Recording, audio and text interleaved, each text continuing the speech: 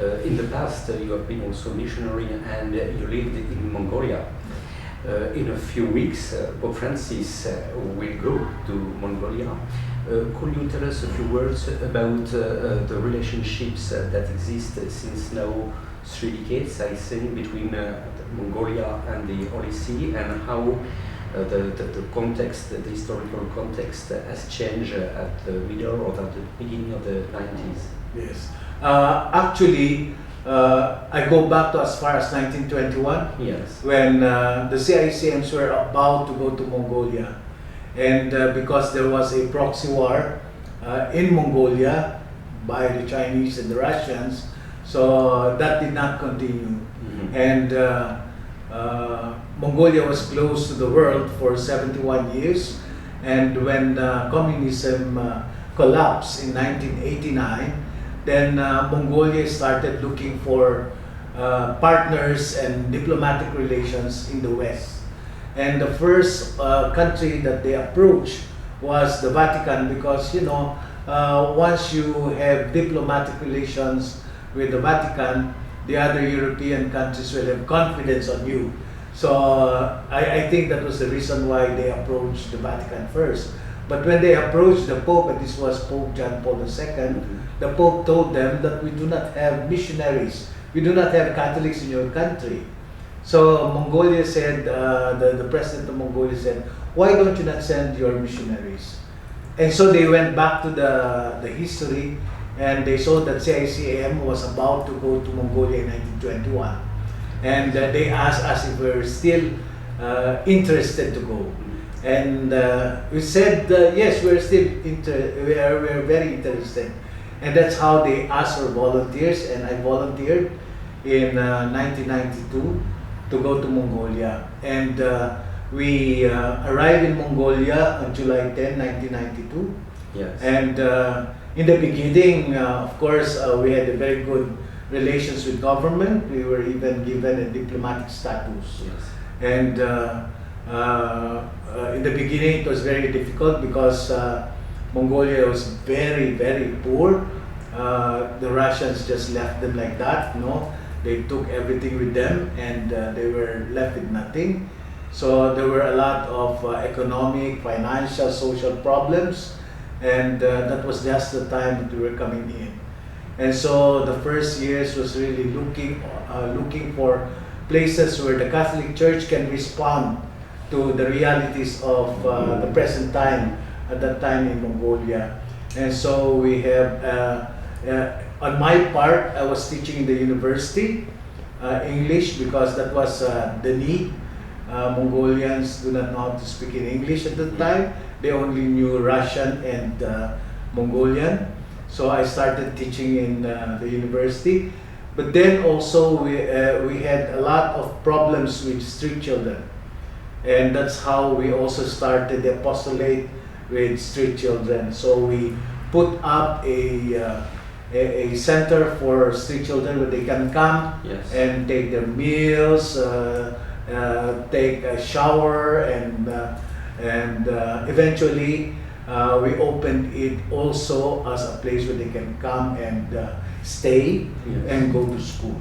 So that was my work for 10 years. At the same time, in fact, social issues and educational movements. Yes. Women's issues, yes, there were a lot of violence against women, yes, and children in Mongolia at that time.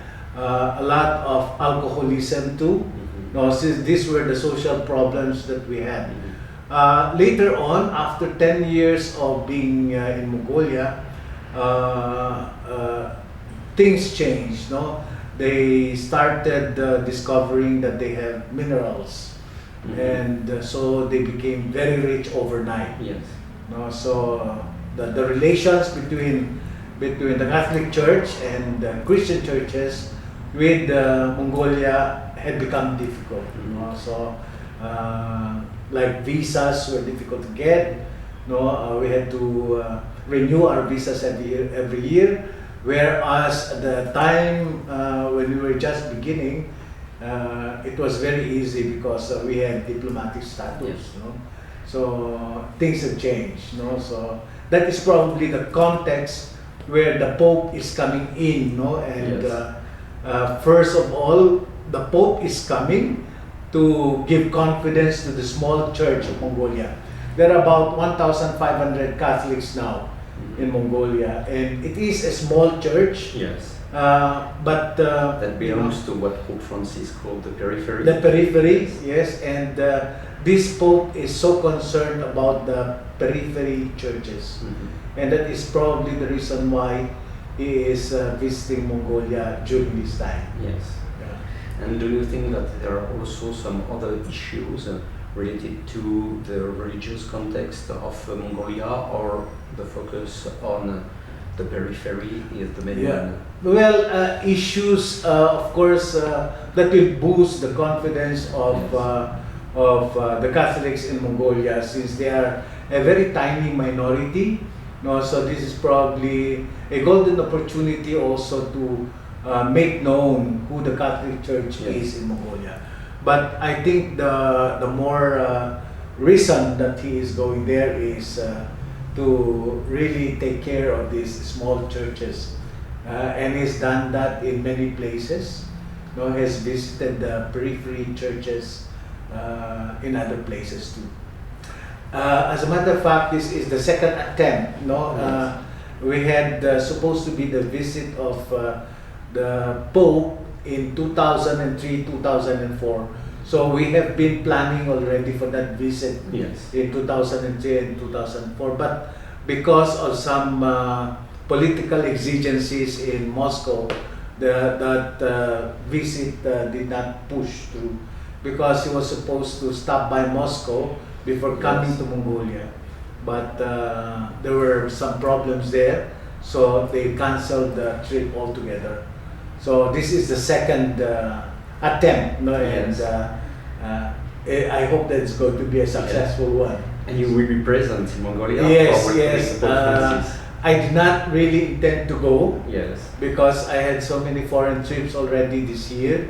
But the Cardinal, no, of Mongolia and my Superior General asked me to go, since I am the only one, as it were, their connection to the past. No, my teammate, we were three that started Mongolia. The bishop, no, Bishop Wenceslao Padilla, unfortunately died, no, very early on. And then the other one, who is a Belgian, is now 92, 93 years old, and health-wise, he cannot travel anymore. He is in Japan. Yes. No, and I'm the only one that is, well, normal, as it were. No?